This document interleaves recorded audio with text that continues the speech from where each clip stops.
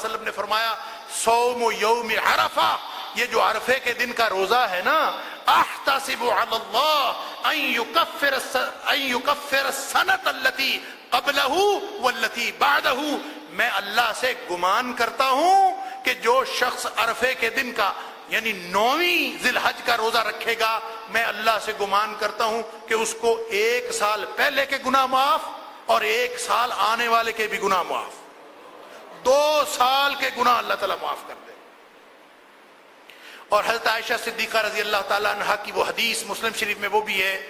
کہ نبی پاک صلی اللہ علیہ وسلم کے بارے میں اما عائشہ صدیقہ رضی اللہ تعالیٰ عنہ فرماتی ہیں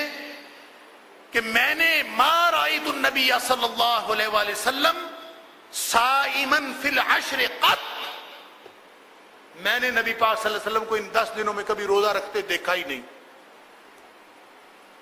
اب یہ ایک طرف وہ ہے، ایک طرف یہ 2 حدیثیں ہیں، تو اس سے ان کی دونوں کی تطبیق دے کے صحابہ جو محدثین کرام نے مسئلہ نکالا ہے وہ یہ ہے کہ اگر کوئی شخص 9 کے 9 روزے رکھے تو مستحب ہیں، رکھنے ضروری نہیں، لیکن اگر 9 کا رکھے وہ زیادہ ضروری ہے۔ اور اس کو یوم عرفہ کا چونکہ لفظ ہے، لہذا بہت سارے مفتیان نے پاکستان میں یہ فتویٰ دیا ہوا ہے کہ یوم عرفہ تو سعودی عرب میں ہوتا، عرفہ یہاں تو نہیں ہوتا،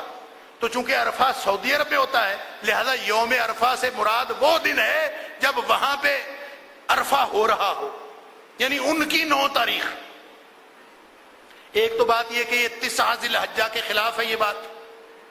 پھر 9 ہمارے اور ہیں، سعودی عرب کے 9 اور ہیں۔ اگر ہم یہ کہیں تو مقام کے اعتبار سے توقیت تو بدلتی رہتی ہے، ہم سعودی عرب کے ساتھ سحری اور افطاری نہیں کر سکتے، سعودی عرب کے نمازوں کے اوقات پہ نماز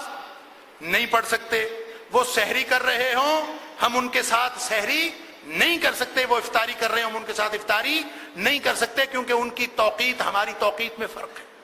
جس دن ان کا روزہ ہوتا ہے ہم روزے سے نہیں ہوتے، ان کے ہاں عید ہوتی ہے ہم روزہ رکھے ہوئے ہوتے ہیں،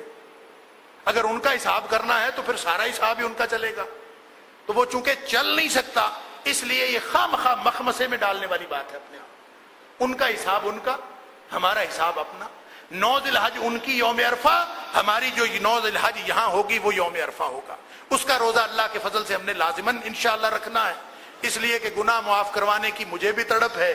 آپ کو بھی ہے، ہم سب کو ہے، کس کو گناہ نہیں معاف کروانے۔ اور باقی اس کے علاوہ اگر سارے دنوں کے رکھے جا سکے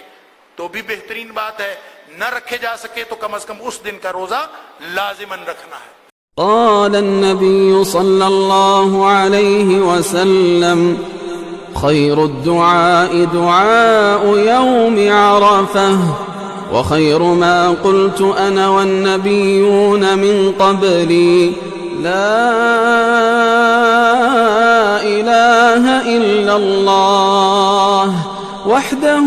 لا شريك له له الملك وله الحمد وهو على كل شيء قدير۔